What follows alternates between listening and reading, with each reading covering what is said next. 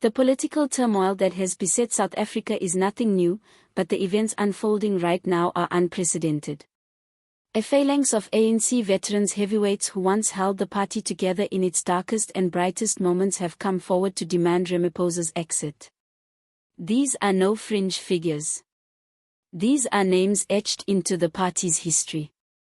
Many of them were present during the days of struggle, helped build the democratic era, and stood by presidents past. ANC veterans call for resignation. And now they are saying enough is enough. Their message is simple but damning: Ramaphosa has failed the movement, failed the people and failed the constitution. The vets' call for resignation was not a bolt out of the blue.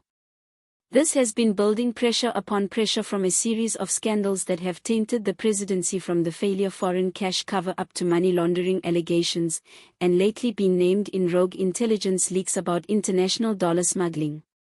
No longer can the president be viewed as some kind of stabilizer, now he is portrayed as a liability. But the final blow, according to sources close to the veterans, was Ramaphosa's continued silence and denial over these serious charges. Instead of transparency and accountability, many feel he's chosen to hide behind legal loopholes and party protection. One of the most emotional statements came from a well-respected ANC store who said, "This is not the ANC we bled for. This is not what we went to Robben Island for. This is not what we imagined when we gave our lives to the cause. A president who dances around corruption charges cannot lead this nation." That quote has since gone viral. Behind the scenes, this has sparked intense debates among South Africans, from students to pensioners, about what the ruling party has turned into. Behind the scenes, the ANC is ripping at the seams. Factions are no longer putting on a show of unity. You have Ramaphosa's loyalists versus those who want complete renewal of the party, starting with his resignation. Reportedly, senior NEC National Executive Committee members are divided, and emergency meetings have been called with growing fears that the upcoming elections may bring record-breaking losses for the ANC if Ramaphosa stays at the helm. Some inside Latuli House believe that removing Ramaphosa might save the ANC, while others say doing so will spark chaos and hand the opposition a massive victory on a silver platter.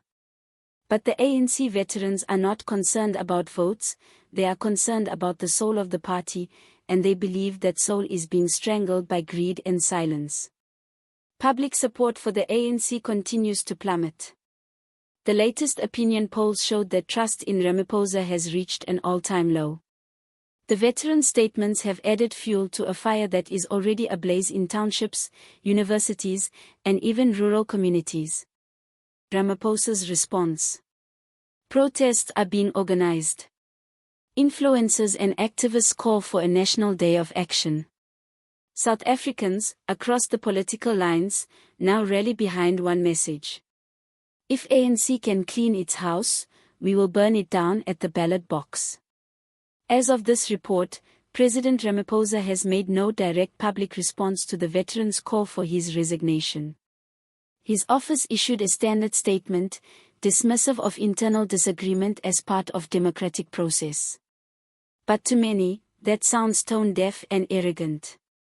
If he respected the party elders, they say, he would sit down with them, listen and take responsibility. Instead, insiders are saying he's doubling down, surrounding himself with a tighter circle of loyalists and readying himself for both legal battles and political warfare. But can even the most powerful spin doctor save him? Every presidency reaches its tipping point. For Jacob Zuma, it was the state capture hearings and the Gupta leaks. For Mbeki, it was the Polokwane showdown. Now, for Ramaphosa, this may be it. If the veterans' call gains momentum and the public pressure continues to mount, he may have no choice but to step down either voluntarily or through internal ANC recall. Conclusion: one thing is certain, this will not go away. The people demand answers. The party needs cleansing, and Ramaphosa can no longer play that everything is in order. In the next couple of weeks, the ANC will need to make a choice.